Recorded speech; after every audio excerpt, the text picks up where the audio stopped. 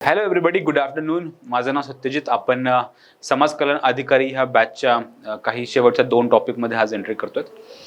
मागच्या लेक्चरमध्ये आपण बघितलं की जी टेस्ट आपण अरेंज केली 4 नंबरची टेस्ट, ती भारताच्या सामाजिक समस्यांवरची टेस्ट होती. काही 10-20 प्रश्नांची अजून बाकी असली तरी आपण त्या टेस्टच्या माध्यमातून ह्या समाज कल्याण अधिकारी ह्या एक्झामसाठी लागणाऱ्या भारताच्या सामाजिक समस्या ह्या आपण कंटेंट त्यातनं इम्प्रूव्ह केला. टेस्टमधनं काही प्रश्न सॉल्व्ह केली. आज आपण एका नवीन चॅप्टरमध्ये एंट्री करतोय. त्या चॅप्टरचं नाव आहे सामाजिक सुरक्षा व त्याविषयीचे कायदे व योजना. तर बेसिकली हा टॉपिक आहे सोशल सेक्युरिटीवर. त्याला सोशल सेक्युरिटी असा आपण अर्थ वापरतो. आधी आपण सोशल सेक्युरिटीचा आजचं जे सेशन आहे ह्या टॉपिकचा आजच्या लेक्चरमध्ये आपण सोशल सेक्युरिटी काय आहे हे आधी बघू आणि मग आपण उद्या सोशल सेक्युरिटीच्या विषयीचे कायदे सुरू करू.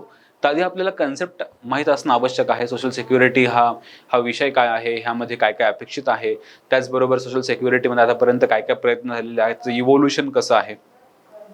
तर ह्या उत्क्रांतीचा पण आपल्याला अभ्यास करणं आवश्यक आहे की सोशल सिक्युरिटी ही जी व्यवस्था आहे ती कधीपासून डेव्हलप झाली, कधीपासून सुरू झाली, कुठे सुरू झाली, ती आता कशी काम करते. तर एकंदरीत हा पुढच्या काही लेक्चर्स आपण सामाजिक सुरक्षा व त्याविषयीचे कायदे ह्यावर बोलणार आहोत. बेसिकली सामाजिक सुरक्षा ही कन्सेप्ट आहे काय, आधी मी तुम्हाला थोडक्यात समजून सांगण्याचा प्रयत्न करतो. Social security in the sense की सामाजिक सुरक्षा ह्याचा अर्थ असतो की समाजामधल्या काही ज्या वंचित, पीडित किंवा दुर्बल घटकांना समाज व्यवस्थेनं, शासनानं सुरक्षा प्रोव्हाइड केलेली असते, सेक्युरिटी दिलेली असते. ती इन्कमची असो, हेल्थची असो, इन्शुरन्सची असो, पेन्शन असो, वेगवेगळ्या गव्हर्नमेंटच्या स्कीम्स असो, बेनिफिट्स असो, डीबीटी असो.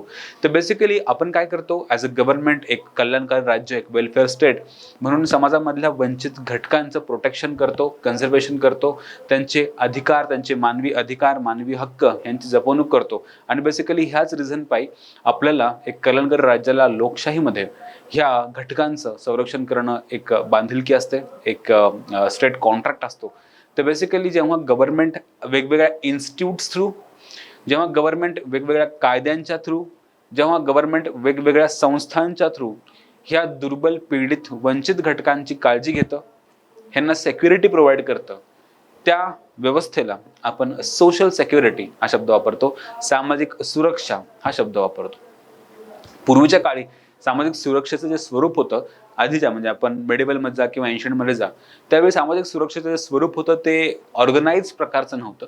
ते असं संघटित नव्हतं की त्यावेळी NGOज काम करत असतील, गव्हर्नमेंटचे इन्स्टिट्यूशन काम करत असतील, मंत्रालय काम करत असतील किंवा स्पेशल ब्युरोक्रॅट्स त्यासाठी काम करत असतील. अशा प्रकारची ती व्यवस्था त्यावेळी अस्तित्वात नव्हती. पण जरी ती नसली तरी वेगवेगळ्या प्रकारे गरजू लोकांना मदत करण्याची टेंडन्सी, गरजू लोकांना मदत करण्याचा एक स्वभाव, गरजू लोकांना मदत करण्याची एक पद्धती देखील त्यावेळी अवलंबित अवेलेबल होती असं आपण ऑब्झर्व करतो. शक्यतो गरिबांना दान देणं, मंदिरांना दान देणं, चर्चच्या माध्यमातून गरिबांपर्यंत सुखसुविधा पुरवणं, फूड सिक्युरिटी एन्श्योर करणं, अन्नधान्याचा पुरवठा करणं किंवा पीडित किंवा आजारी लोकांपर्यंत फ्री ऑफ कॉस्ट मेडिसिन्स पोहोचवणं, त्यांचा उपचार करणं किंवा है ना, तर वृद्धांचं पालनपोषण करणं, बालकांचं पालनपोषण करणं, अशा प्रकारच्या विविध सुखसोयी किंवा सोयी सुविधा त्यावेळेस इन्फॉर्मल सेक्टरमध्ये किंवा इन्फॉर्मली त्यावेळेस अवेलेबल होत्या. तर एकंदरीत जी समाज कल्याण या टॉपिकमध्ये जे अपेक्षित आहे की समाज सुरक्षा किंवा सामाजिक सुरक्षा, सोशल सेक्युरिटी ह्याचा एक इतिहास आपल्याला बघणं आवश्यक आहे की ही सामाजिक सुरक्षा ही कन्सेप्ट काय आहे आणि ती कधीपासून सुरू झाली. तर आता आपण सुरू करूया एक्झॅक्ट थेअरीला की ह्या थेअरीमध्ये आपल्याला काय काय बघणं आवश्यक आहे. तर व्यक्ती आणि तिचे कुटुंब यांच्या कल्याणार्थ आर्थिक सुरक्षितता देणारी व्यवहार्य तत्वप्रणाली, आपण त्याला म्हणतो एक प्रोफेशनल सर्व्हिस असतं, आपण म्हणू शकतो एक प्रिन्सिपल्स आपण म्हणू शकतो. व्यक्ती आणि तिचे कुटुंब यांना कल्याणार्थ है ना सुरक्षितता देणारी, आर्थिक सुरक्षितता देणारी व्यवहार्य तत्वप्रणाली ह्याला आपण समाज है ना सोशल सेक्युरिटी म्हणतो, सामाजिक सुरक्षा असं म्हणतो. तर व्यक्ती आणि तिचे कुटुंब यांच्या कल्याणार्थ आर्थिक सुरक्षितता देणारी व्यवहार्य तत्वप्रणाली ह्याला आपण काय म्हणू शकतो, सोशल सेक्युरिटी. सामाजिक सुरक्षिततेची उपाययोजना मानवी समाजाच्या सुरुवातीपासून मानवाने ह्या ना त्या स्वरूपात केली होती. एक समाज म्हणून समाजामधल्या व्यक्तींना सुरक्षा प्रोव्हाइड करणं हे आपल्या इव्होल्युशनचा पार्ट आहे. आपण एक सामाजिक प्राणी आहोत. ह्या सामाजिक प्राण्यानं आपलं कर्तव्य समाजात राहताना बजावलेलं आहे. समाजामध्ये जर कोणी गरजू असेल तर हजारो वर्षांपासून ह्या गरजू व्यक्तींना मदत करण्याची टेंडन्सी ह्या प्रत्येक समाजामध्ये आपल्याला ऑब्झर्व होते, प्रत्येक संस्कृतीमध्ये ऑब्झर्व होते. ओके, तर माणसाच्या इव्होल्युशनच्या पार्टमध्ये आपण आपल्या समाजामधल्या कमकुवत, दुर्बल, पीडित घटकांना, दुर्लक्षित घटकांना आपण मदत करत आलेलो आहोत. ह्या त्या प्रकारे आपण त्यांना मदत करत होतो, केलेली आहे. माणसाच्या आयुष्यात काही अकल्पित दुर्घटना घडतात, काही इमर्जन्सी सिच्युएशन घडते अकल्पित, है ना, की जे प्लॅन नसतं. जसं की आता आपल्या 2 वर्षापूर्वीच कोविड भारतामध्ये येऊन गेलाय, जगभरात येऊन गेलाय, आणि या कोविडनं पूर्ण जगभर धुमाकूळ घातला होता. ह्या कोविडमुळे कित्येक लोकांचे प्राण गेलेत, आपल्या कुटुंबियांचे, आपल्या जवळच्या नातेवाईकांचे, आपल्या प्रेम करणाऱ्या व्यक्तींचे, आपल्यावर प्रेम करणाऱ्या व्यक्तींचे आपण आपल्या डोळ्यासमोर जीव जाताना बघितलेले, घरातले कर्त्या पुरुषांचे जीव गेलेले आहेत. अशा वेळी त्या कुटुंबानं काय करायचं, है ना. तर बेसिकली अशा अनएक्सपेक्टेड किंवा अकल्पित दुर्घटना, किंवा अचानक एखादा भूकंप झाला, लँडस्लाईड झाली, कुटुंब बर्बाद झालं, नेपाळमध्ये अर्थक्वेक झाला, तर अशा अकल्पित दुर्घटना घडत असल्यापासून है ना, की आर्थिक असुरक्षितता वाढते, राईट. अचानक जॉब गेला, एक अकल्पित घटना आहे, किंवा कंपनी बंद पडली, तर संकटांना तोंड देणे कठीण जाते. फार पूर्वी व्यक्ती व त्यांचे कुटुंब स्वतःच आर्थिक सुरक्षित जबाबदारी वाहत असेल, स्वतःची जबाबदारी स्वतः व्हायचो आपण. स्थानिक समूह किंवा चर्च हे काही प्रमाणात, चर्च किंवा काही स्थानिक समूह, एक लोकल बॉडीज किंवा लोकल जे काही ग्रुप असतील, 4-5 लोक एकत्र येऊन मदत करतात वगैरे, तर छोटे छोटे समूह, सामाजिक समूह आणि चर्च काही प्रमाणामध्ये मदत करायची. हळूहळू अधिक संघटित संस्थांद्वारे ही मदत करण्याची पद्धत सुरू झालेली आहे. तर बेसिकली अधिक संघटित संस्था इथे आवश्यक आहेत, इथे अपेक्षित आहेत. तर ज्या संघटित संस्था हे मदत कार्य राबवतात, जसं की NGOज म्हणा, किंवा महिलांचे सेल्फ हेल्प ग्रुप्स म्हणा, किंवा गव्हर्नमेंटच्या डिपार्टमेंट्स म्हणा, किंवा हे ना असे काही ऑफिसर्स म्हणा, तर बेसिकली इव्हन समाज कल्याण अधिकारी देखील सामाजिक सुरक्षा इस्टॅब्लिश करण्याचं काम करणार आहात तुम्ही फ्युचरमध्ये. तर बेसिकली तुम्ही देखील संघटित संस्थाद्वारे हे मदत लोकांपर्यंत पोहोचवणार आहात. तर ह्याला आपण सामाजिक सुरक्षा असं म्हणू शकतो, की जी मदत आहे. थोडं तर आणखी पुढे घेऊन जाऊ. भूतदया, मानवता, अहिंसा, शांतता, करुणा ही जी मूल्य आहेत, ही मूल्य ही कुटुंबाने दुःखी आणि पीडित व्यक्तींना सहाय्य करण्यासाठीच बालपणापासून व्यक्तीच्या मनावर बिंबवलेले असतात. तर आपलं जे सामाजिकीकरण असतं, ह्या सामाजिकरणामधनं आपल्याला भूतदया, मानवता, अहिंसा, करुणा, शांतता ह्या सगळ्या व्हॅल्यूज आपल्याला शिकवल्या जातात. आणि ह्या व्हॅल्यूज शिकल्यामुळे आपण इतर समाजामधल्या इतर व्यक्तींना मदत करतो, हे आपण लहानपणापासून शिकतो. माणसाने सुरुवातीपासूनच आर्थिक सुरक्षितता संपादनासाठी अखंडपणे प्रयत्न केला आहे. सर्वांनी आनंदी व सुखी जीवन व्यतीत करावे असे मानवी प्रयत्न असतात. सर्वे भवन्तु सुखिनः, है ना. तर सर्व माणसे सुखी असावीत हे सर्वांची अपेक्षा असते. तर सर्व माणसे सुखी असावीत ही फिलॉसॉफी हिंदुइझम मध्ये पण दिसते, इस्लाम मध्ये पण दिसते, ख्रिश्चॅनिटी मध्ये पण दिसते. तर जगातला प्रत्येक धर्म, प्रत्येक समाज आणि त्या समाजामधल्या व्यक्ती सुखी असाव्यात असं प्रत्येकाला वाटतं, प्रत्येक समाजाला वाटतं, प्रत्येक धर्माला वाटतं. ओके, तर अशा संस्कारामार्गे सर्व माणसे सुरक्षित असावीत असे अभिप्रेत आहे. तर सर्व माणसे सुरक्षित असावीत ही फिलॉसॉफी ह्या सामाजिक सुरक्षेच्या मागे काम करते. तर हे तुम्हाला माहित असणं आवश्यक आहे. हे लक्षात ठेवा की सामाजिक सुरक्षेच्या मागे सर्वे भवन्तु सुखिनः ही जी फिलॉसॉफी आहे ती इम्पॉर्टंट फिलॉसॉफी आहे. त्या काळी निसर्गाची कृपा असेपर्यंत सर्व काही सुरळीत चालत असे, परंतु निसर्गाची अवकृपा झाली की महापूर म्हणा, है ना, निसर्गाची अवकृपा जसं की महापूर किंवा भूकंप किंवा साथीचे रोग, दुष्काळ इत्यादी आपत्ती यायच्या. आणि जी मृत्यूची संख्या असते ती हजारो लाखोंमध्ये असायची, राईट. तर माणसाने मृत्युमुखी पडत आणि अपंग होत किंवा निराधार होत, अशा वेळी माणसे आर्थिक आणि किंवा मानसिक दृष्ट्या खचून जातात, राईट. आर्थिक आणि मानसिक दृष्ट्या खच्चीकरण होतं. आणि या खच्चीकरणातनं त्यांना वाचवण्यासाठी किंवा त्यांना पुन्हा एकदा उभारी देण्यासाठी आपण जी मदत पुरवतो त्याला सामाजिक सुरक्षा असं म्हणतो. आर्थिक व मानसिक दृष्ट्या खचून जातात. ज्यावेळी आर्थिक आपत्तींना तोंड देणे व्यक्ती व कुटुंबालाही कठीण जाईल, त्यावेळी माणसे कुटुंबाबाहेरील समूह आणि समाजाकडे मदतीच्या अपेक्षेने पाहू लागत. मदत करणं, है ना, तर मदतीची अपेक्षा त्यावेळी केली जायची. आजही मोठे मोठे डिझास्टर झाले किंवा अर्थक्वेक आले किंवा निसर्गाची अवकृपा झाली, तर जगभरातले सगळे समुदाय त्या पीडित समाजाला पीडित देशाला मदत पुरवतात, राईट.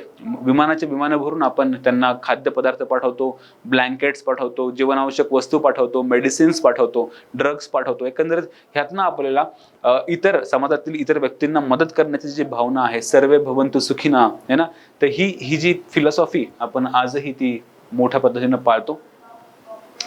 यातूनच सामाजिक सुरक्षा ही कल्पना प्रस्तुत झाली आणि प्रत्यक्ष कृतीत अवतरली. तर सामाजिक सुरक्षा ही जी फिलॉसॉफी आहे ती कुठून आहे, तर ती मदतीची भावना है ना, किंवा सर्वे भवन्तु, सर्वजण सुखी राहावा,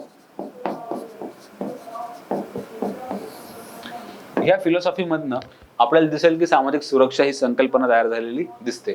17व्या-18व्या शतकात औद्योगिक क्रांतीने युरोप खंडात सामाजिक सुरक्षा या संकल्पनेस चालना दिलेली आहे. Very very important point.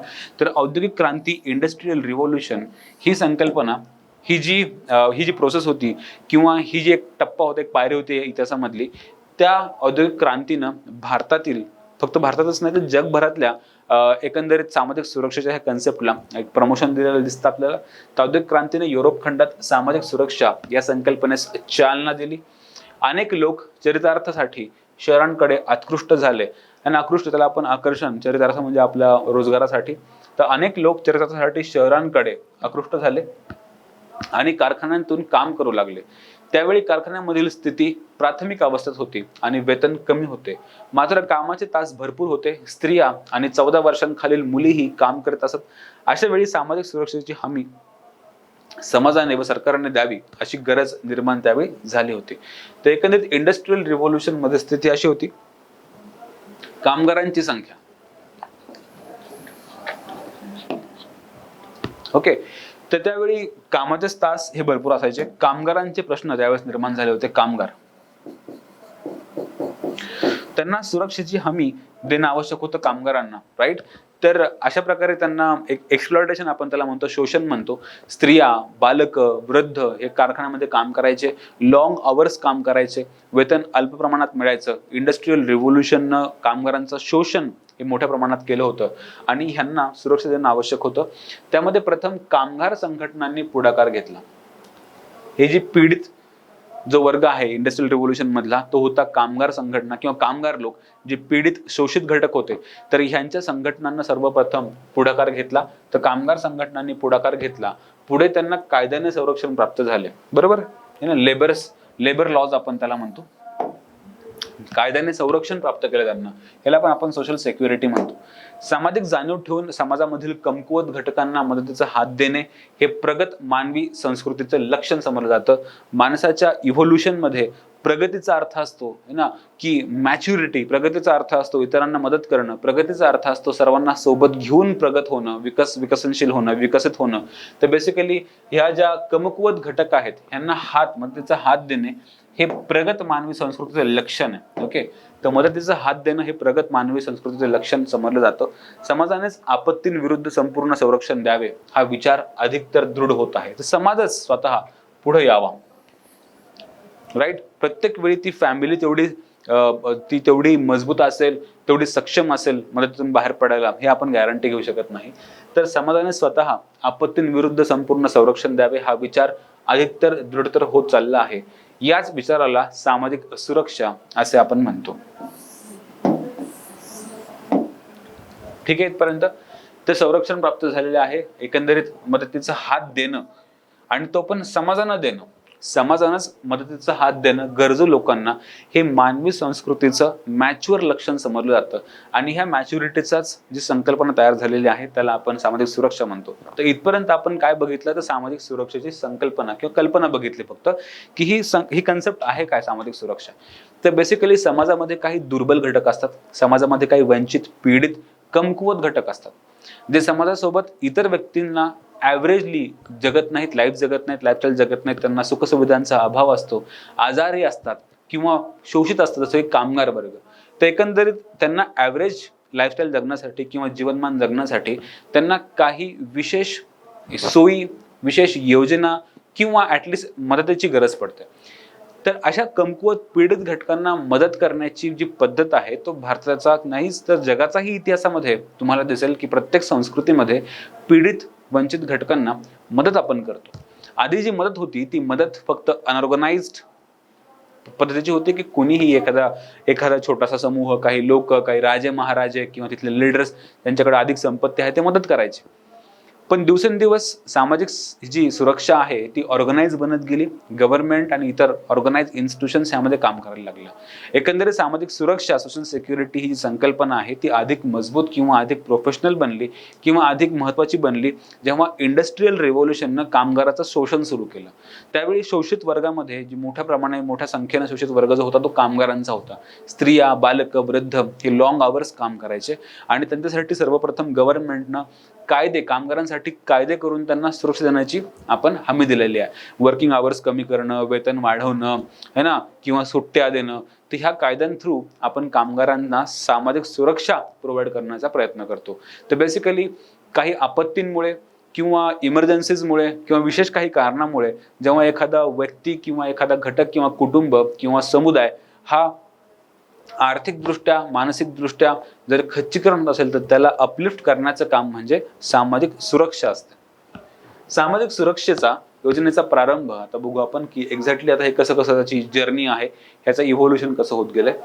सामाजिक सुरक्षा योजनेचा प्रारंभ जर्मनीने 1883 मध्ये आजारीपणासाठी विमा और सिकनेस इन्शुरन्स आपण त्याला म्हणतो तर जर्मनीनं सुरू केलेला आपल्याला दिसतो. तर जर्मनीने 1883 मध्ये सिकनेस इन्शुरन्स कायदा संमत करून त्यानंतर त्या देशाने 1889 मध्ये पहिला सक्तीचा वृद्धत्व, अपंगत्व आणि अन्य व्याधी संदर्भात विमा योजना सुरू केलेली आहे. तर जर्मनीनं ही कंपल्सरी विमा योजना सुरू केलेली आहे 1889ला आणि त्याच्या आधी 1883 मध्ये सिकनेस इन्शुरन्स देऊन हा कायदा संमत केलेला आहे जर्मनीने. हे खूप इम्पॉर्टंट पॉईंट आहे, तुम्हाला विचारण्याची शक्यता असते. हे ऑब्जेक्टिव्हिटी लक्षात ठेवा. तर सर्वात पहिल्यांदा जर्मनीनं 1883 मध्ये आजारपणासाठी सिकनेस इन्शुरन्स कायदा, नंतर 1889 मध्ये सक्तीचा वृद्धत्व, अपंगत्व आणि अन्न व्याधी यांच्यावरचा कायदा पास केलेला किंवा विमा आपण म्हणतो ही योजना कार्यक्रम जाहीर केला. त्यानंतर अनेक देशांनी जर्मनीच्या धर्तीवर कायदे संमत केले, त्यापैकी ग्रेट ब्रिटनने देखील इन्शुरन्स स्कीम किंवा विमा है ना. नंतर स्वीडननं 1913 मध्ये, दक्षिण आफ्रिकेनं 1928 मध्ये है ना, युएसनं ही 1935 मध्ये, कॅनडानं 1940 मध्ये, मलेशियानं 51 मध्ये आणि सिंगापूरनं 53 मध्ये सामाजिक सुरक्षेसाठी विमा योजनांची विधिवत स्वरूप दिलेलं आहे, म्हणजे लिगलाइज केलेलं आहे त्याला. ओके, सो बेसिकली हा जो पॅराग्राफ बघितला आपण तर आपल्याला हे कळतं की आता जी सोशल सिक्युरिटी आहे ही आता लिगलाइज झालेली आहे. ओके, तर जेव्हा लिगलाइज झाल्यामध्ये देश कुठले जर्मनी पहिला आहे सिकनेस इन्शुरन्स, दुसरा जो आहे तो ग्रेट ब्रिटन 1908, स्वीडन 1913, आफ्रिका वगैरे. सो ह्या सगळ्या देशांची तुम्हाला माहिती असणं आवश्यक आहे. तर बेसिकली विमा योजनांना आपण लिगलाइज केलेलं आहे, सामाजिक सुरक्षा आता लिगलाइज बनलेली आहे. तर सोशल सिक्युरिटीच्या स्कीम्स, सोशल सिक्युरिटीचे बेनिफिट्स आहेत ते लीगल करण्याचा जो स्टार्ट आहे तो जर्मनीनं केलेला आपल्याला दिसतो.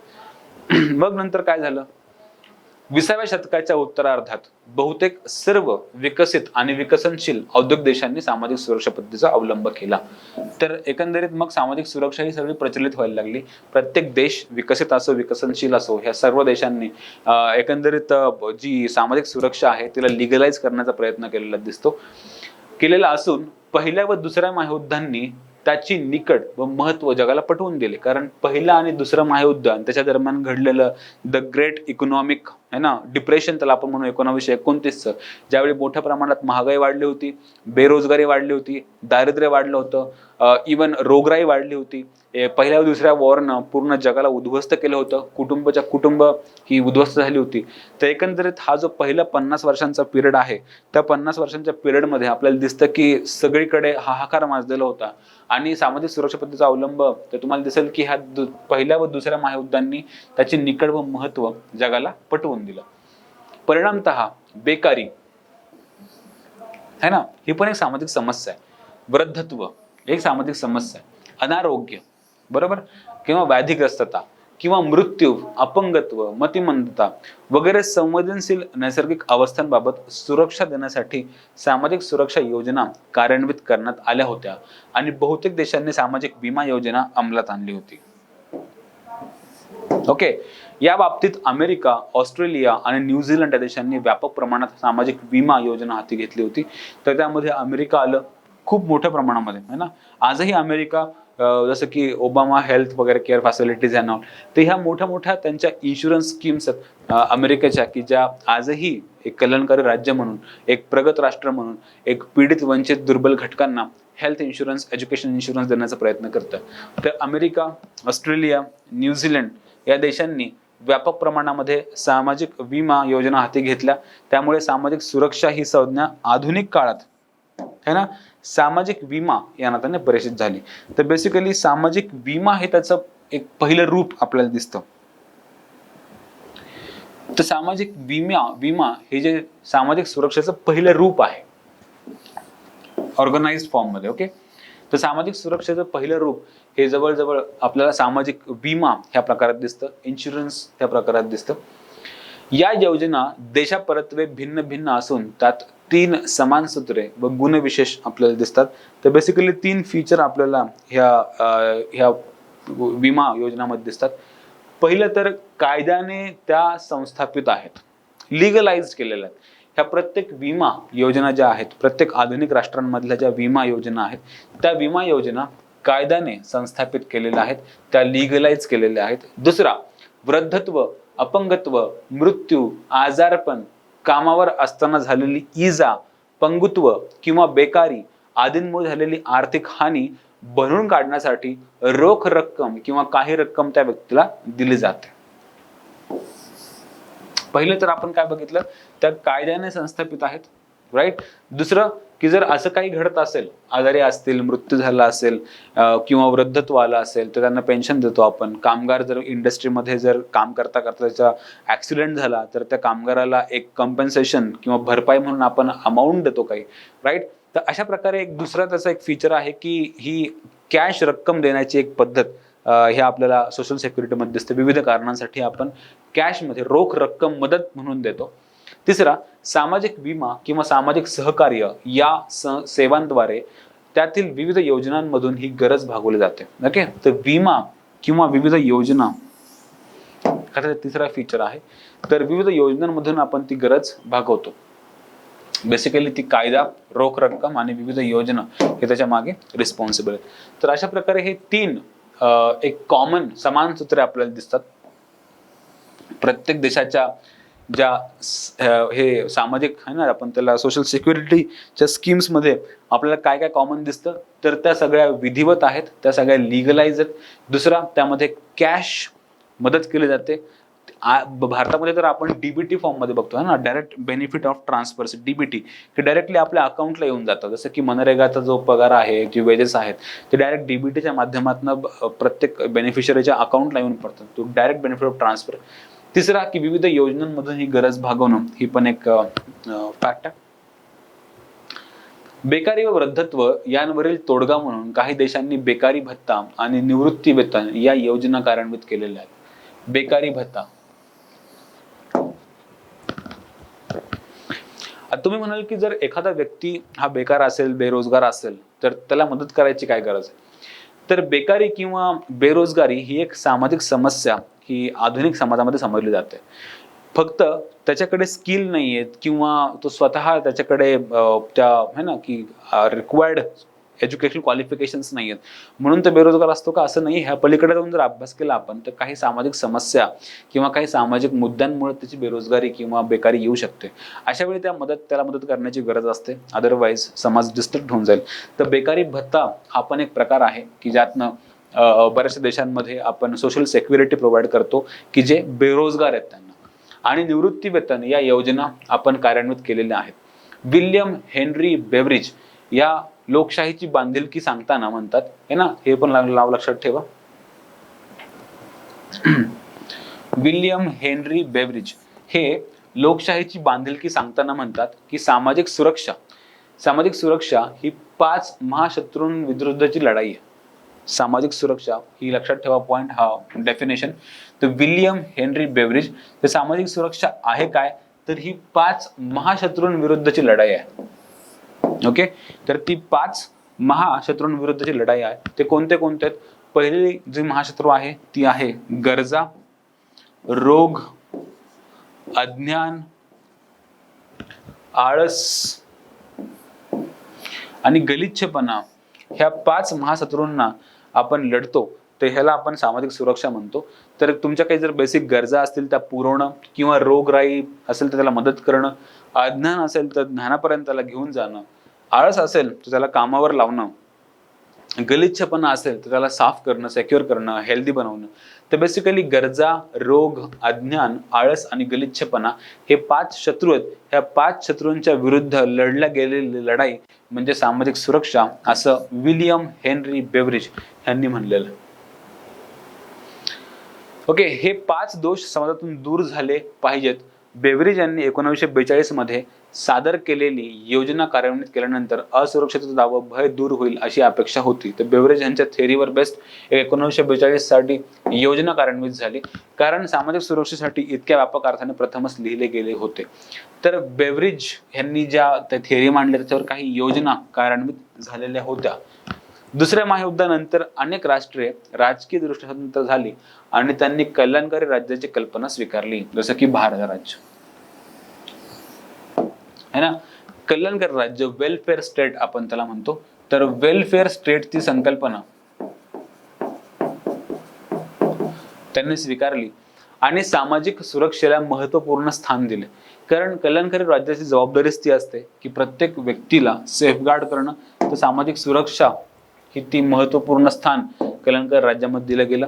आंतरराष्ट्रीय स्तरावर संयुक्त राष्ट्र संघटनेच्या स्थापनेमुळे सामाजिक विकासाच्या अनेक योजना कार्यान्वित झाल्या. आणि हे तर आपण नॅशनल लेवलला बघतोच की कल्याणकारी राज्य प्रत्येकाने स्थापन केलं, पण जागतिक लेवलला युनायटेड नेशन्स ह्यांनी देखील त्यांच्या वेगवेगळ्या इन्स्टिट्यूशन्स मध्ये जसं की WHO, UNFPO है ना, किंवा अजून अशा बऱ्याचशा संस्था जसं की FAO है ना, ह्या सगळ्या संस्था काय करतात काम, ह्या युएनच्या बॉडीज काय करतात तर त्या सामाजिक सुरक्षा प्रोव्हाइड करतात, जसं की सस्टेनेबल डेव्हलपमेंट गोल आहे आता.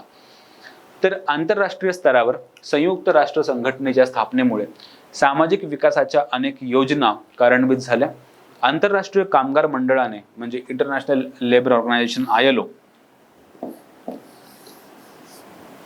सामाजिक सुरक्षेची व्यापक व्याख्या केली. ILO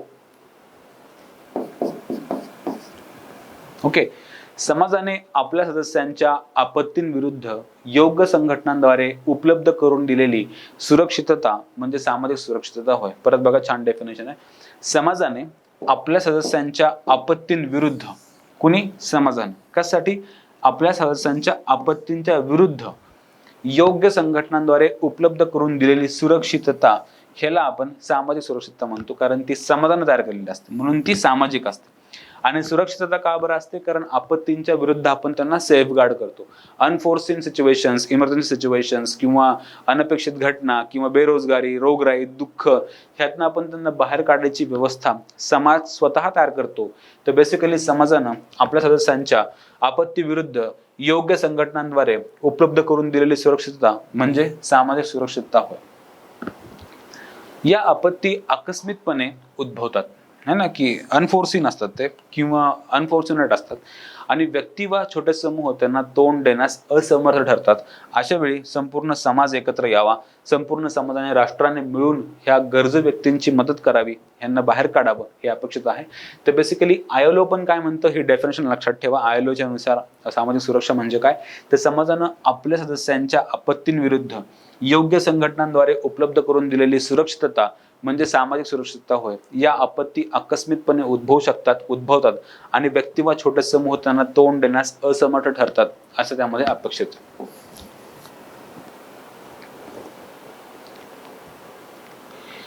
राज्यकर्त्यांच्या दृष्टिकोनातून लोकांचे जीवनमान उंचावण्यासाठी दारिद्र्याची तीव्रता कमी करण्यासाठी जे उपाय शासकीय पातळीवर न केले जातात त्यांना आपण सामाजिक सुरक्षता म्हणतो. तर बेसिकली लोकांचे जीवनमान उंचवण्यासाठी व दारिद्र्याची तीव्रता कमी करण्यासाठी जे सरकार उपाययोजना राबवतं त्याला आपण सामाजिक सुरक्षा म्हणतो. तर लिव्हिंग स्टँडर्ड उंचावण्यासाठी आणि दारिद्र्याची लेवल कमी करण्यासाठी जे काही उपाय सरकार राबवतं त्याला आपण सामाजिक सुरक्षा असं म्हणतो. पहिल्या आंतरराष्ट्रीय सामाजिक सुरक्षा चर्चासत्रामध्ये very important right. So look at this, हे लक्षात ठेवा. आता तर द फर्स्ट कॉन्फरन्स जी घडली सोशल सिक्युरिटीवरची फर्स्ट कॉन्फरन्स, ह्यामध्ये काय ठरलं होतं की सर्वानुमते असं ठरलं की प्रत्येक देशाने नवव्या पिढीत बौद्धिक, नैतिक आणि शारीरिक बळाचा विकास केला पाहिजे. ओके. मॅक्स वेबर आणि हेर्मन कोएन यासारख्या, आता हे तर तुमचं पहिलं वाक्य झालंच, पण मॅक्स वेबर आणि हेर्मन कोएन काय म्हणतात बघू आपण. तर तुमची जी पहिली आंतरराष्ट्रीय कॉन्फरन्स आहे ऑन सोशल सिक्युरिटी, ते काय म्हणते की प्रत्येक देशाने तिच्या नव्या पिढीत बौद्धिक, नैतिक, शारीरिक बळाचा विकास करावा असं अपेक्षित आहे, जेणेकरून सोशल सिक्युरिटीची गरज आहे ना आपल्याला भासतीये. तर मॅक्स वेबर आणि हेर्मन कोएन या समाजशास्त्रज्ञांच्या मते सामाजिक सुरक्षा हा वादग्रस्त आणि जीवनावश्यक विषय असून तो बहुमितीय, तात्विक, सैद्धांतिक, मानवतावादी, आर्थिक, प्रशासकीय, सामाजिक, राजकीय, संख्याशास्त्रीय, वास्तववादी, वैद्यकीय आणि कायदेशीर आहे. तर बेसिकली हे सगळे डायमेन्शन त्यामध्ये कव्हर होतात. तर तो कायदेशीर पण आहे, तो राजकीय पण आहे, तो स्टॅटिस्टिकल पण आहे, तो वास्तववादी रिअलिस्टिक आहे, तो वैद्यकीय आहे, तो मेडिकल आहे, तो आर्थिक आहे, तो प्रशासकीय आहे. तर बेसिकली हे सगळ्या डायमेन्शन्स त्यामध्ये कव्हर होतात असं त्यांचं म्हणणं आहे. तर मॅक्स वेबर आणि हेर्मन कोएन हे त्याबद्दल बोलतात. वॉल्टर अँड फ्रेडलँडर यांच्या मते सामाजिक सुरक्षा म्हणजे काय आपण बघू. एकदा बघा, वॉल्टर अँड फ्रेडलँडर यांच्या मते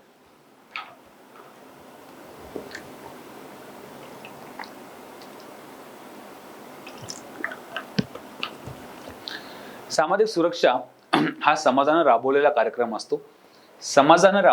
सामाजिक सुरक्षा हा समाजाने राबवलेला कार्यक्रम असतो, कारण व्यक्ती आजार, अपंगत्व, अपघात, वृद्धत्व यांच्या विरुद्ध स्वतःला आणि कुटुंबियांना व्यक्तिशः वाचवू शकत नाही, इतकी ती हतबल झालेली असते. तर जेव्हा एखादा व्यक्ती पीडित असतो, हतबल असतो, की त्याच्याकडे आर्थिक संपत्ती किंवा आर्थिक बॅकअप, इकॉनॉमिक बॅकअप तेवढं नसतं की तो स्वतःला किंवा आपल्या कुटुंबियांना वाचवू शकेल, अशा प्रकारची परिस्थिती नसते, म्हणून समाजाने त्याला मदत करणं अपेक्षित असतं. तर बेसिकली हेच ऑब्झर्व्ह करतात वॉल्टर अँड फ्रेडलँडर यांच्या मते. सामाजिक सुरक्षा हा समाजाने राबविलेला कार्यक्रम असतो, कारण व्यक्ती आजार, अपंगत्व, अपघात, वृद्धत्व यांच्या विरुद्ध स्वतःला आणि कुटुंबियांना व्यक्तिशः वाचवू शकत नाही, इतकी ती हतबल झालेली असते. सामाजिक सुरक्षा हा समुदायाचा उपक्रम असावा लागतो. सामान्यतः सर्व सेवा, सर्व उद्योगधंदे आणि व्यवसाय हे सामाजिक सुरक्षा संकल्पनेत अंतर्भूत होतात. तर ही पण एक खूप व्यापक कल्पना आहे. आता तुम्ही म्हणाल की बिझनेस किंवा उद्योगधंदे हे ह्याच्यामध्ये कसं काय आपण सामावू शकतो सामाजिक सुरक्षेमध्ये. बेसिकली आपण उद्योगधंद्यामधनं त्याच गुड्स अँड सर्व्हिसेसचे प्रोडक्शन करतो की जे गुड्स अँड सर्व्हिसेस लोकांना लागतात, ज्याची गरज असते कन्झम्पशनसाठी. तर बेसिकली सर्व सेवा, सर्व उद्योगधंदे, सर्व व्यवसाय हे सामाजिक सुरक्षेमध्ये येतात, कारण हे प्रत्येक जण लिव्हिंग स्टँडर्ड वाढवतात. ऍट द सेम टाइम दारिद्र्य किंवा पॉवर्टी कमी करण्याचा प्रयत्न करतात. आणि जे काही आपण लिव्हिंग स्टँडर्ड वाढवतो किंवा पॉवर्टी कमी करतो ह्याला सामाजिक सुरक्षा म्हणतो. तर वॉल्टर अँड फ्रेडलँडर यांच्या मते सामाजिक सुरक्षा हा समाजानं एक राबवलेला कार्यक्रम असतो, कारण ती व्यक्ती जी वंचित पीडित आहे तिच्याकडे रिसोर्सेसची कमतरता असते, ती स्वतः एकटी तिच्या फॅमिलीची किंवा स्वतःची काळजी घेऊ शकत नाही, म्हणून सर्व सेवा, उद्योगधंदे आणि व्यवसाय हे सामाजिक सुरक्षा या संकल्पनेत अंतर्भूत होतात.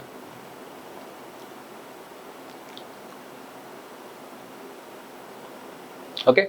नाव प्राचीन भारतात खेडे स्वयंसिद्ध होते, स्वयंपूर्ण होते, कारण प्रत्येक खेड्यामध्ये सर्वजण जातपात होतीच, पण 12 बलुते किंवा यजमानी सिस्टम होती, ज्यामुळे प्रत्येक जात किंवा प्रत्येक समुदाय खेड्यामधला एकमेकांवर डिपेंड होता.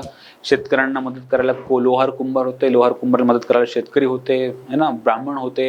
हे सगळं काही व्यवस्थित समाज रचना चालत होती, कारण त्यावेळी स्वयंपूर्णता होती. जे खेड्यांमध्ये रिसोर्सेसची गरज पडते ते सर्व खेड्यांमध्ये अवलंबून किंवा ते उपलब्ध असायचं. त्यामुळे गरीब लोकांना सहाय्य देण्याची जबाबदारी ग्रामपंचायतीची होती, है ना. गरीब लोकांना जी ग्रामपंचायत म्हणजे जी आताची 73rd अमेंडमेंट वाली नाही, पण त्यावेळेची जी पंचायत भरायची ती पंचायत ह्याची काळजी घ्यायची. त्यात जाती संस्था, धर्म, कुटुंब संस्था, ग्रामपंचायत इत्यादी संस्थांचा आधार गरजू व्यक्तींना होता. जर एखादी व्यक्ती ही पीडित असेल, दलित किंवा ती वंचित असेल, तर त्याला त्याची जात पंचायत किंवा जाती संस्था मदत करायची. आपल्या जातीमधली ही व्यक्ती आहे बाबा, ह्याला आपण हेल्प करू. धर्मसंस्था आहे ना, जसं की मंदिर मदत करायची, दान धर्म, किंवा कुटुंब संस्था हेल्प करायची, ग्रामपंचायत हेल्प करायची. संस्थांचा आधार गरजू व्यक्तींना होता. ओके, ही व्यवस्था मध्ययुगापर्यंत होती. मराठा अंमलात छत्रपती शिवाजी महाराजांनी रयतेच्या संरक्षणाबरोबरच सामाजिक सुरक्षिततेकडेही लक्ष दिलेलं आपल्याला दिसतं. आणि हे खूप मोठं उदाहरण आहे. हे जगभरात अत्यंत फेमस उदाहरण आहे की बाबा सोशल सेक्युरिटीसाठी एखादा राजा स्वतःला इतकं कसं वाहून घेऊ शकतो. ह्याचं उत्तम उदाहरण म्हणजे छत्रपती शिवाजी महाराजांचं आहे. छत्रपती शिवाजी महाराजांना त्यांच्या मराठा किंगडम मध्ये एक कल्याणकारी राज्याची संकल्पना खूप आधी मांडलेली आहे ना. जे स्वराज्य होतं त्या स्वराज्यामधल्या प्रत्येक रयतेतल्या ज्या प्रत्येक वंचित पीडित घटकापर्यंत महाराजांचं एक सामाजिक सुरक्षेच्या माध्यमातून लक्ष असायचं. राईट. तर छत्रपती शिवाजी महाराजांनी रयतेच्या संरक्षणाबरोबरच रक्षण तर आहेच आहे, पण सामाजिक सुरक्षा ह्याकडे देखील लक्ष केलेलं आपल्याला दिसतं. शेतकऱ्यांना कर्ज दिली जात होती. त्यांना कोणी त्रास दिल्यास कडक शासन दिले जाई. ज्यांच्या राज्यात स्त्रियांची सुरक्षितता आणि सर्व धर्मांचा समान आदर होता, ते बेसिकली स्त्रिया, रिलिजियस मायनॉरिटीज, शेतकरी आणि अजून बाकीचे घटक, हे सर्वांचं सामाजिक काळजी घेण्याचं काम छत्रपतींच्या स्वराज्यामध्ये चालायचं. तर मराठा किंगडमचं एक उत्तम उदाहरण शिवाजी महाराजांनी प्रस्थापित केलेलं आहे की सोशल सिक्युरिटी ही खूप ऐतिहासिक. राईट. हीच पद्धत पुढे पेशवाईमध्ये देखील कमी अधिक प्रमाणात चालू होती.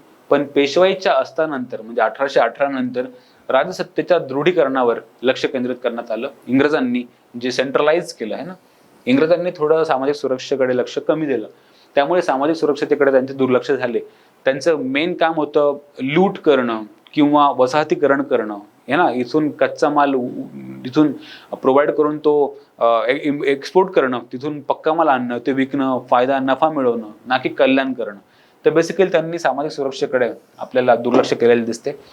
स्वतंत्रोत्तर भारतामध्ये शासकीय सहकार्यावर अधिकाधिक अवलंबून राहण्याची लोकांची प्रवृत्ती त्यामुळे वाढीस लागली. राईट. गव्हर्नमेंट डिपेंडन्स तयार झालेला आपल्याला दिसतो. कामगार वर्गाच्या आपत्तींकडे दुर्लक्ष करून चालणार नाही हे शासनाला पटले. त्यामुळे पंचवार्षिक योजनांमध्ये कामगार कल्याणासाठी तरतूद व्हायला लागली. कामगार कल्याण, लेबर वेलफेअर. कामगारांच्या समस्यांचा विचार करून आजारपण व पंगुत्व विमा. ओके. तर कामगारांच्या समस्याला फोकस व्हायला सुरुवात झालेली आपल्याला दिसते. तर कामगारांच्या समस्यांचा विचार व्हायला लागला. तर कामगारांच्या समस्यांचा विचार करून आजारपण व पंगुत्व विमा, अपघात विमा, प्रसूती विमा, बेकारी विमा. ओके. अपघात विमा, प्रसूती विमा, बेकारी विमा, वृद्धत्व विमा, हे सगळ्या विमाच्या योजना कामगार कल्याणासाठी, कामगारांसाठी सुरू झालेल्या दिसतात. ओके. आयुर्विमा महामंडळामार्फत म्हणजे LIC त्याला आपण म्हणतो, लाईफ इन्शुरन्स कॉर्पोरेशन मार्फत, व्हेरी व्हेरी इम्पॉर्टंट इन्स्टिट्यूशन, सामाजिक सुरक्षा किंवा सोशल सेक्युरिटीमध्ये खूप लिडिंग इन्स्टिट्यूशन आहे. सोशल सेक्युरिटी प्रोव्हाइड करण्यामध्ये, विमा योजनेमध्ये LIC खूप मोठं काम करते. तर लाईफ इन्शुरन्स महामंडळातर्फे ही जबाबदारी काहीशी उचलण्यात आली आणि 1948 मध्ये कामगार राज्य विमा कायदा आणि 1952 मध्ये भारतात है ना, ते 1948 मध्ये कामगार राज्य विमा कायदा आणि 1952 मध्ये भविष्य निर्वाह विधी कायदा मंजूर करण्यात आला. आणि अशा प्रकारे कामगारांचं फ्युचर अँड प्रेझेंट आपण सामाजिक सुरक्षे थ्रू किंवा कायद्यांमधनं आपण सेक्युअर करायला सुरुवात केली. तर LIC ही पहिली इन्स्टिट्यूट, नंतरचा एक कायदा कामगार राज्य विमा कायदा आणि तिसरा 1952चा भविष्य निर्वाह निधी कायदा है ना. तर ह्या कायद्यां थ्रू आपण कामगारांची सामाजिक सुरक्षता ही मेंटेन करण्याची ती जबाबदारी या कल्याणकारी राज्यानं घेतली. कामगार विमा योजनेने व्यापक सामाजिक सुरक्षेचा पाया घातलेला आपल्याला दिसतो. राईट. कामगार, मालक आणि शासन या 3 घटकांमार्फत ही योजना राबवली जाते. कामगार है ना, स्वतः कामगार त्यात कॉन्ट्रीब्यूट करतात, मालक कॉन्ट्रीब्यूट करतात आणि गव्हर्नमेंट देखील यामध्ये कॉन्ट्रीब्यूट करतात. तर 3 जे ट्रायंगल आहे की बाबा कामगार, मालक आणि शासन, कामगार, मालक आणि शासन हे तिघही ह्या योजनेमध्ये हातभार लावतात. तर हे तिघ मिळून ही योजना चालवतात, कामगार, मालक आणि शासन. तर ही 3 घटकांमार्फत ही योजना ही आपण राबवतो. विकसनशील आणि अविकसित देशांमध्ये संघटित कामगार वर्गाला सुरक्षा योजना किंवा विमा योजनांचा लाभ मिळतो. बरोबर आहे. तर विकसित किंवा विकसनशील राष्ट्रांचं हे फीचर आहेच आहे की तिथे संघटित कामगार वर्ग जो असेल की ऑर्गनाइज यांचं लेबर युनियन आहे वगैरे है ना, किंवा त्याला आपण म्हणू की संघटित क्षेत्रामध्ये ऑर्गनाइज सेक्टरमध्ये काम करणारे जे लोक आहेत, ऑर्गनाइज सेक्टर, त्याला आपण फॉर्मल सेक्टर पण म्हणतो, ऑर्गनाइज और फॉर्मल सेक्टर, जिथे ह्या सेक्टरमध्ये कामगारांना कायद्याच्या मार्फत त्यांना आपण सुखसुविधा पुरवतो, त्यांना सोशल सिक्युरिटी प्रोव्हाइड करतो, मिनिमम वेज ऍक्ट असतो, प्रोव्हिडंट फंड असतं, इन्शुरन्स असतं, मेडिकल बिल्स असतात एटसेट्रा. तर ऑर्गनाइज सेक्टर म्हणा किंवा फॉर्मल सेक्टर म्हणा, ह्या फॉर्मल किंवा ऑर्गनाइज सेक्टरमध्ये म्हणजे संघटित काम सेक्टरमध्ये कामगारांना सोशल सिक्युरिटी असते. पण तुम्हाला माहिती आहे का की भारतामध्ये जवळजवळ आज 93% जी लेबर फोर्स आहे तो अनऑर्गनाइज सेक्टरमध्ये काम करतो, तो इन्फॉर्मल सेक्टरमध्ये काम करतो, जो कुठल्याही कायद्याच्या आधारे त्यांना आपण संरक्षण दिलेलं नाही. तर भारतामध्ये संघटित कामगार जो वर्ग आहे, संघटित क्षेत्रामध्ये काम जो करतो, फॉर्मल सेक्टरमध्ये काम करणारे, ऑर्गनाइज सेक्टरमध्ये काम करणारे, ह्यांना आपण सामाजिक सुरक्षा ही प्रोव्हाइड करतो, इथपर्यंत ठीक. विमा योजनांचा लाभ मिळतो, पण असंघटित शेतकऱ्यांना व ह्या मजुरांना अशा योजना ह्या लागू होत नाहीत, कारण ते अनऑर्गनाइज सेक्टरमध्ये काम करतात. तथापि शेतकरी संघटना आणि बचत गटांमधून महिलांना सामाजिक सुरक्षा मिळण्याचे मार्ग आता खुले झालेले आहेत. तर बेसिकली असंघटित शेतकरी आणि असंघटित मजूर ह्यांना ही सोशल सिक्युरिटी नाही मिळत.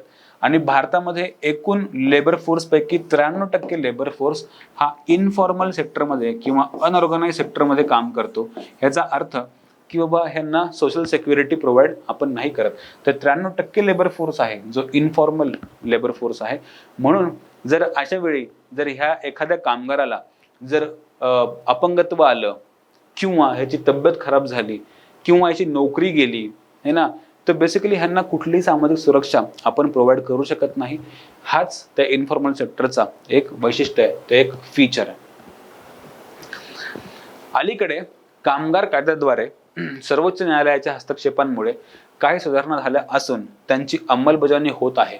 मात्र खाजगीकरणामुळे आणि यांत्रिकरणामुळे कामगारांची संख्या ही घटू लागली आहे आणि बेकारी ही वाढू लागलेली आहे.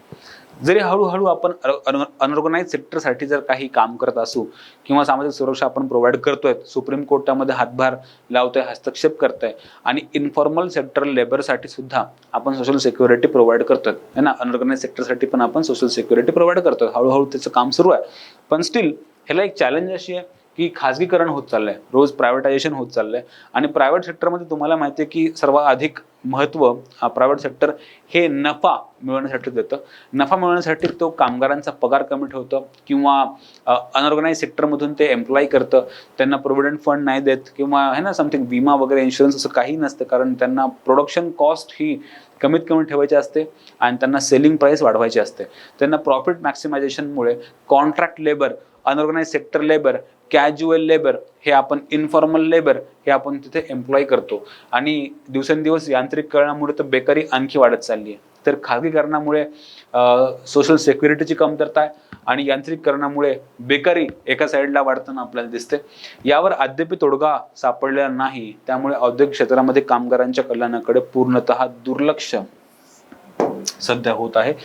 या संदर्भात केंद्र शासन व राज्य शासनाने काही अभिनव योजना आणि ह्याचे काही नियोजन नक्की केलेलं आहे आपल्याला दिसतं. पण सध्या अनऑर्गनाइज सेक्टरमध्ये दुर्लक्षित कामगार वर्ग राहिलेला आहे.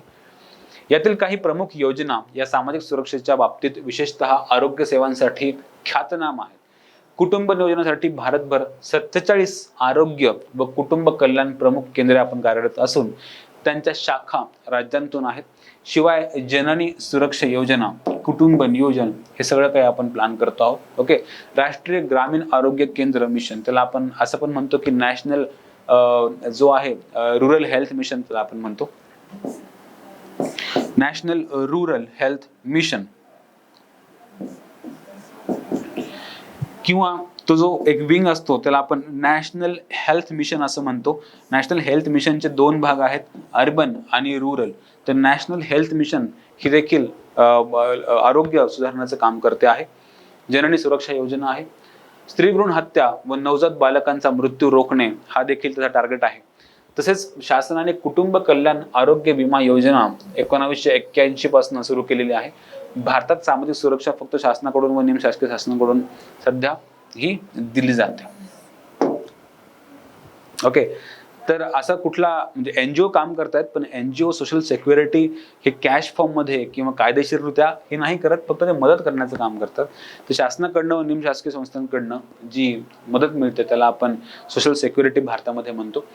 राष्ट्रीय आरोग्य निधीची व्यवस्था है ना, आरोग्य निधी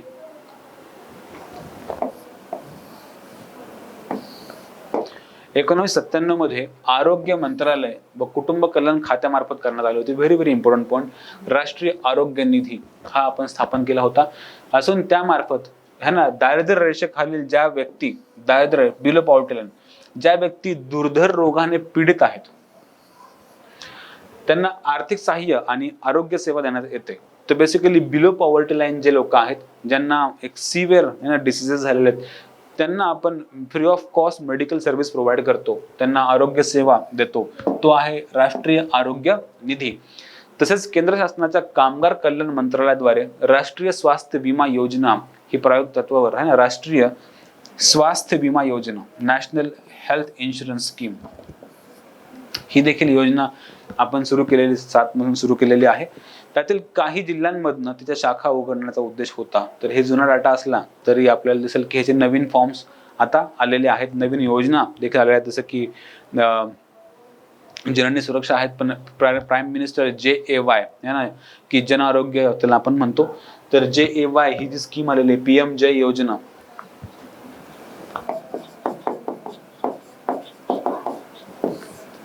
ओके.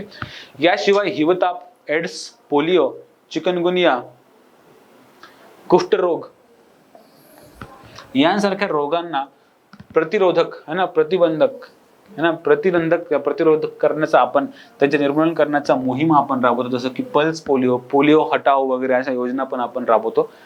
आणीबाणीच्या वेळी किंवा अपघात स्थळी औषधोपचार, वैद्यकीय सेवा देण्यासाठी शासकीय सेवा कार्यरत असतात. याशिवाय काही राज्यांमधनं राजीव आरोग्यश्री विमा योजना, हा थोडा जुना डाटा असला तरी तुम्ही आयडिया घ्या की कसं चाललंय. तर राजीव आरोग्यश्री विमा योजनेतून आंध्र प्रदेशमध्ये जर सुरू आहे, कर्करोग, मूत्रपिंडावर किंवा मज्जा विकृती, हे सगळं काही आपण BPL लोक आहे ना, दीनदयाळ अंत्योदय योजना देखील आहे.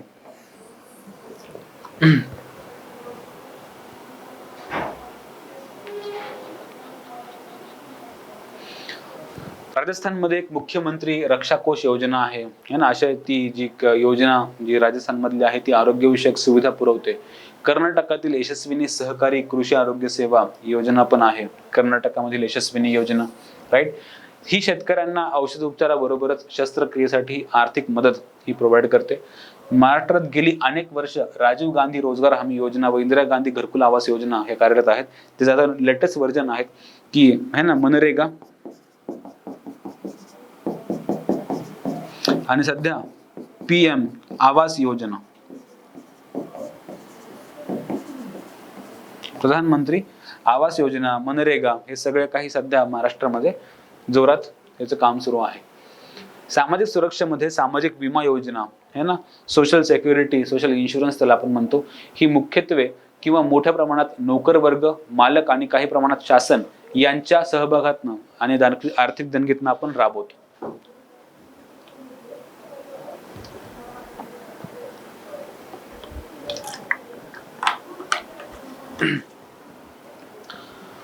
सामाजिक सुरक्षेमध्ये सामाजिक विमा योजना ही मुख्यत्वे किंवा मोठ्या प्रमाणात नोकर वर्ग, मालक आणि काही प्रमाणात शासन ह्या तिघांच्या कॉन्ट्रीब्युशन मधून आपण राबवतो, राईट. त्या वर्गाने देणग्या स्वतंत्र एक आपण त्यात फंड मध्ये आपण साचवतो आणि प्रत्येकाला आपण है ना विमा पोचतो. सो बेसिकली अशा प्रकारे सामाजिक किंवा जी सोशल सिक्युरिटीची स्कीम ही भारतामध्ये आपण राबवतो. 1972 मध्ये जनरल इन्शुरन्स बिझनेस ऍक्ट नुसार सर्व विमा कंपन्यांचे राष्ट्रीयकरण करण्यात आले होते. 1972 मध्ये जनरल इन्शुरन्स बिझनेस ऍक्ट नुसार सर्व विमा कंपन्यांचे राष्ट्रीयकरण, ओके, सर्व विमा कंपन्यांचे राष्ट्रीयकरण करण्यात आले होते 1972 मध्ये. आणि विमा स्वीकारणाऱ्या 107 लहान मोठ्या कंपन्यांचे विलिनीकरण, 107 कंपन्या विलीन झाल्या होत्या. तर बेसिकली विमा स्वीकारणाऱ्या 107 लहान मोठ्या ज्या इन्शुरन्स कंपनी होत्या त्या इन्शुरन्स कंपनींना एकत्र करून त्यांना त्याचा एक नॅशनल इन्शुरन्स कंपनी बनली होती. त्याचबरोबर the new India assurance company बनली होती. त्याचबरोबर the United India insurance company बनली होती. आणि द ओरिएंटल इन्शुरन्स कंपनी, या 4 कंपन्या तयार केल्या होत्या 107 कंपन्यांना विलीन करून. National insurance company, the new India assurance company, the United India insurance company आणि द ओरिएंटल ॲश्युरन्स कंपनी. हा पॉईंट इम्पॉर्टंट आहे, हा एक्झामसाठी पण इम्पॉर्टंट आहे. तर 1972 मध्ये सर्व विमा कंपन्यांना आपण नॅशनलाइज केलं होतं. अशा 107 लहान मोठ्या विमा कंपन्यांना विलीन करून आपण 4 कंपन्यांची स्थापना, गव्हर्नमेंट PSUची स्थापना केली होती. पुढे general insurance corporation of India हिला सुद्धा विमा कंपनी दर्जामध्ये देण्यात आला. आणखी 5वी कंपनी आहे जनरल इन्शुरन्स कॉर्पोरेशन. अशा प्रकारे या विमा कंपन्या स्थापन झाल्या. त्यानंतर विमा उद्योगामध्ये चालना मिळाली. इन्शुरन्स रेग्युलेटरी अँड डेव्हलपमेंट आणखी एक इन्स्टिट्यूट तयार झाली है ना, की IRDA आपण त्याला म्हणतो, IRDA है ना, insurance regulatory and development authority है ना, IRDA. Insurance regulatory and development authority आपण स्थापन केली, IRDA स्थापन केली. ही एक ऑटोनॉमस बॉडी स्थापन केली या सगळ्या इन्शुरन्स कंपनींना ओव्हरलुक करायला.